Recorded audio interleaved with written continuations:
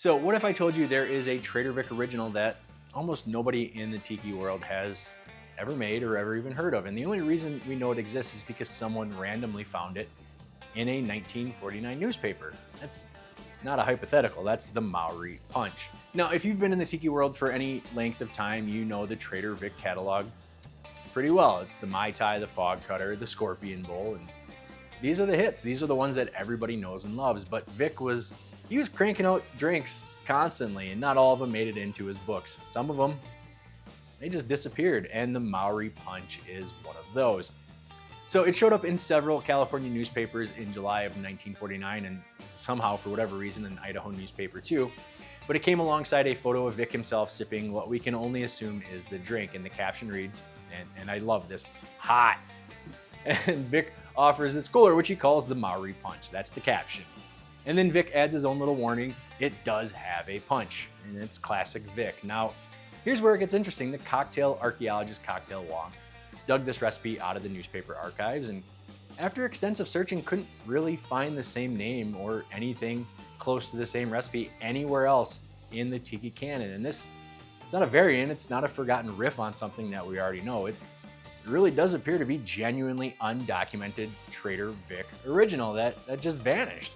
And the recipe itself is going to surprise you because it's not what you expect from a Trader Vic tiki drink. No, there's no rum, there's no elaborate blend of different spirits. The Māori Punch is built on gin. 2 ounces of it with a little bit of passion fruit, a little bit of lime, and a dash of Angostura. And that's it. 4 ingredients, deceptively simple and honestly kind of radical for the tiki world.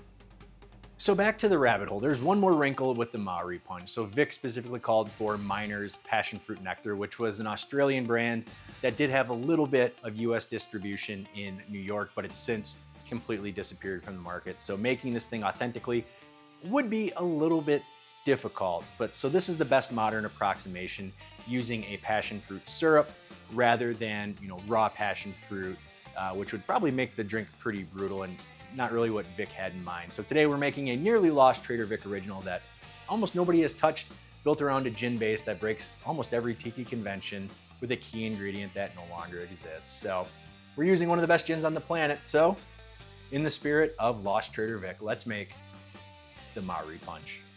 We'll start with 1/2 of an ounce of lime juice, 1/2 an ounce of passion fruit syrup, 1 dash of Angostura, and 2 ounces of gin.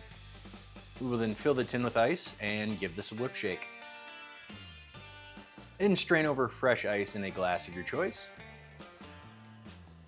And no official garnish, but I am using a lime wheel and an umbrella. And with that, the Māori Punch comes together. Okay, that is interesting. That is a really good cocktail. So it's obviously going to be very gin forward. That's 90% of what is in this. So if you have a high quality gin, or if you just love gin in general, this is going to be a drink for you. And it is reminiscent. If you remember back at the end of 2025, I released my top 5 cocktails that I had for the first time in 2025, and the Rangoon Gimlet was number 2. Also a very gin forward cocktail. And this is reminiscent of that in a little bit, because that again is mainly gin and then some sweetener built into it like this. But there's something interesting about this, that the gin is there, and then you get that juniper with gin. That's what you get. You get that strong juniper taste with the gin, but that passion fruit, there's something about that passion fruit that really kind of evens it out. It's just really good. The Angostura, there's 1 dash in this whole cocktail, so you're not really going to get a lot of that, but it's so good. And obviously, if you use a high quality gin like Dingle Gin or any of the other gins out there that are, as kind of in that same tier, right? It's going to be a really good cocktail. So it's like gin and tonic, but like a gin and tonic that is happier and more playful, right? Like that's what this is. So it's such a good drink.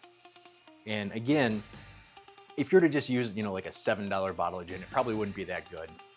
But if you use a medium to super high quality gin, I think this is going to be a hit for those of us out there that do enjoy just gin cocktails. it's just so good. And it's something that I wasn't expecting because so as I'm filming this, it's a Saturday night, a late Saturday night. And I was just putzing around online trying to find cocktails that I've never heard of, that are overlooked. I've spoke about on this channel before. I like to look at cocktails that are overlooked, underserved, so on and so forth, right? And I found this randomly. It's on Cocktail Wonk's website. I'll have it linked below.